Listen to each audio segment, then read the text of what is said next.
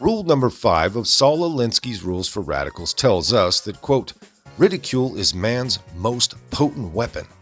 Could there be a more potent dose of ridicule than the Let's Go Brandon meme being spread currently across the nation at sporting events? Why, yes, there could be.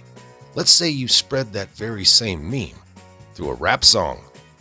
Now, I know rap or hip-hop probably isn't your preferred genre of music. It's not really mine either. But man, does it feel good to see a brother face-plant this entire idiotic administration. And of course, taking it mainstream to the low IQ masses is always a good thing as well. We'll check out a little bit of the rap video later, but for now, let's get started.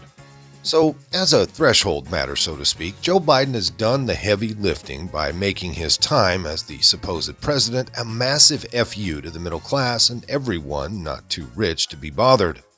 In just a few months in office, this utterly incompetent swamp lifer piece of excrement has already managed to destroy pretty much every single thing he, and of course his handlers, have touched. He has opened the southern border to millions of immigrants, instituted green policies that have sent the price of gas skyrocketing, and presided over policies boosting inflation to levels not seen in decades. Oh, and they are only promising to rise higher. Now, who will be affected the most due to these policies? The very same people the far-left idiots claim to protect. Sorry, but I feel the need to point this out as much as possible. Now, worse even than these practical steps to ruin America, Biden is in the process of outlawing half the nation over this new religious experiment I like to call Batstewism. If you don't take the jab or, as I see it, go through your mandatory baptism, you will lose your fundamental rights. Well, that is, unless you just hop the southern border from some hellhole like Honduras. Then you would be perfectly free to spread whatever you're carrying throughout the country because of racism or white supremacy or some nonsense. Now, just to top this all off, he has presided over the destruction of the supply chain, so that shelves will probably be bare for Christmas. Moreover, given that the supply chain is an immensely complicated, interconnected entity that stretches around the world and across the lengths and breadths of America, there's no reason to believe that shelves will be any fuller after Christmas. Indeed, our drooler-in-chief and his idiotic sidekick Pete Buttigieg, fresh off of his maternity leave, aren't going to figure this out anytime soon, which forces me to once again shill my Patriot Supply mills down below. They're a damn good investment for you and your family if shit really hits the proverbial fan. Now, before we climb too far down this rabbit hole, let's take a quick commercial break to pay some bills. Friends, I'm going to point out the obvious. It seems like big government and big tech are trying to destroy America. Everything they touch turns into a disaster. Pretty soon the whole system will fall apart, and the first thing to fall will be the food supply chain. So, do you have enough emergency food to get through a serious long-term crisis where you can't get food at the grocery store? Most people don't, and they'll panic when the time comes. That is why the smart move now is to get long-term storage emergency food before things go bad. I highly recommend My Patriot Supply. They've served millions of American families and have over 41,000 4-star and 5-star reviews. Their mission is your survival. And right now, you can save 25% on a 4-week kit of emergency food that will save the day, probably soon. Order a starter kit for each member of your family, and they'll ship everything quickly and discreetly to your door.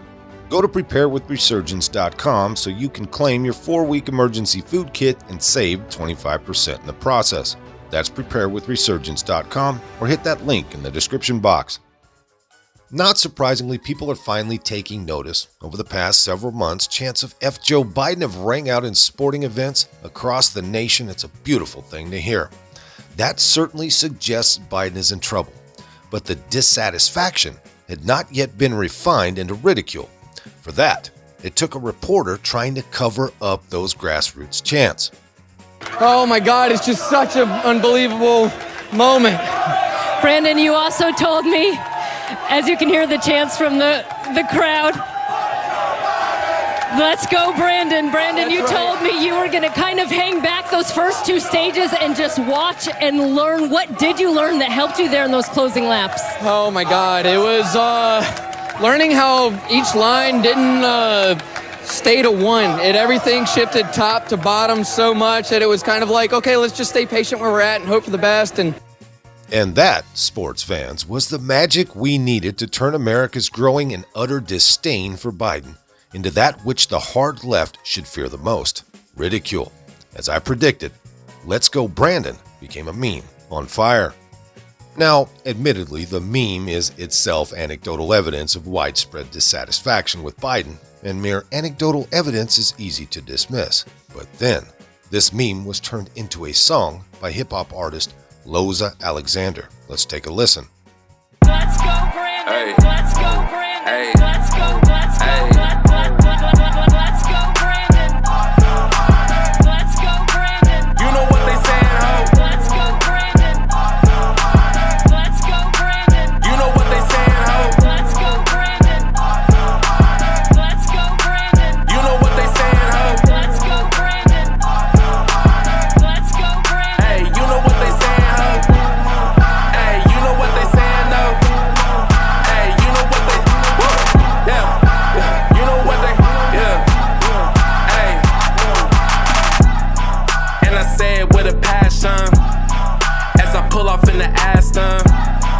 Don't nobody like his ass, huh? Tried to cover up and tell the people go Brandon, but we know what they saying though. You can hear the chant in every post.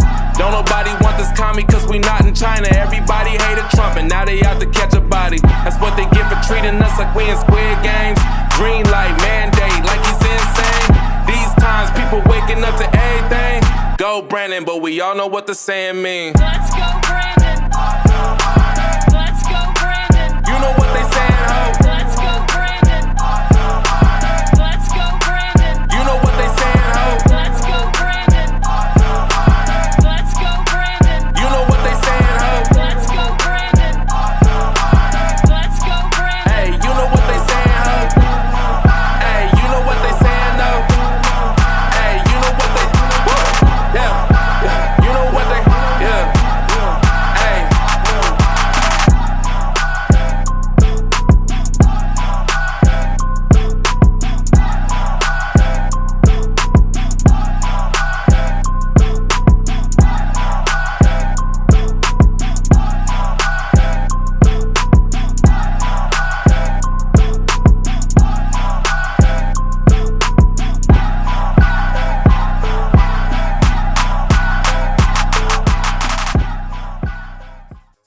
Now, the fact that Alexander's song "Let's Go Brandon" has shot to the top of the iTunes hip-hop chart is much more than merely anecdotal. It is, in fact, ridicule gold. And it is ridicule gold among what is normally considered a progressive demographic. See why I'm so stoked, folks? This kind of cross-demographic acceptance, well, let's just say, this is what creates change. Now let's go over this Fox News article really quick. An anti-President Biden rap song inspired by the viral "Let's Go Brandon" trend is now sitting at the top of the iTunes hip-hop chart. The song, performed by rapper Loza Alexander, I'm probably screwing the first name up there, but let's move on, entitled "Let's Go Brandon," first went viral on TikTok before making a fast rise up the iTunes hip-hop chart to clinch the #1 spot. The song was inspired by the "Let's Go Brandon" trend that has been sweeping the country since NBC Sports reporter Kelly Stavast interviewed NASCAR driver Brandon Brown following his victory at Alabama's Talladega Superspeedway earlier this month. During the interview, the crowd could be heard very clearly chanting "F Joe Biden" in the background, which Stavast seemingly misheard as "Let's Go Brandon." Now, I am unsure whether to end this video with the hearty "Let's Go Brandon" or an "Amen, brother." Either way, this song, a highly political song, a highly anti-establishment song, coupled with the several outspoken high-profile professional athletes, is changing the narrative within the younger generations, and this could have a huge long-term effect moving forward. I don't know. Let's see. One thing's for sure, as our drooler-in-chief sits around in a basement somewhere with a 36.4% job approval rating according to Zogby, this song, plus the chants you're hearing ring out across the nation at sporting events, cannot be good going into a midterm.